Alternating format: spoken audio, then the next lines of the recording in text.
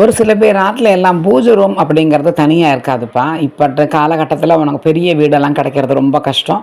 ஒரு ஹால், ஒரு ரூமு அப்படி தான் இருக்கும். ஒரு கிச்சன் அந்த மாரி தான் இருக்கும். அதில வந்துட்டு உங்களுக்கு தனியா ஒரு பூஜை ரூம் அப்படின்னு வைக்கிறது கொஞ்சம் கஷ்டம்.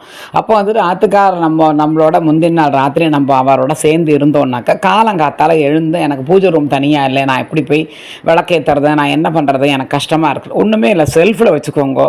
செல்ஃப்ல நீங்க அழகா அந்த ஒரு ஸ்க்ரீனை போட்டுருங்கோ. அதுக்காக ஆத்துக்காரோட சண்டை போட்டுட்டு 2 பக்கம் திரும்பி யாரும் உட்காந்துருக்க வேண்டாம். காத்தால எழுந்துட்டு மஞ்சள் பூசி நன்னா குளிச்சுட்டு சாமி விளக்கு ஏற்றுங்க. நீங்கள் சமைக்கிறது கூட நீங்கள் குளிக்காமல் நீங்கள் சமைச்சிக்கலாம். அது கூட பிரச்சனை கிடையாது. நீங்கள் வந்துட்டு விளக்கேற்றுறத மட்டும் குளிச்சுட்டு விளக்கேற்றுங்கோ. அப்போ அந்த ஸ்க்ரீனை திறந்து வச்சுக்கோங்க. குளிச்சுட்டு ஸ்க்ரீனை திறங்கோ. எப்போவுமே மஞ்சள் பூசி தயவு பண்ணி குளிங்கோ. முடிஞ்ச ஆற்றுல மஞ்சள் வெள்ளத்தை தெளித்து கொஞ்சம் துடைச்சி விடுங்கோ. அது இருந்தாலே போதும். இதுக்காக நீங்கள் தயவு பண்ணி வருத்தப்படவே வேண்டாம்.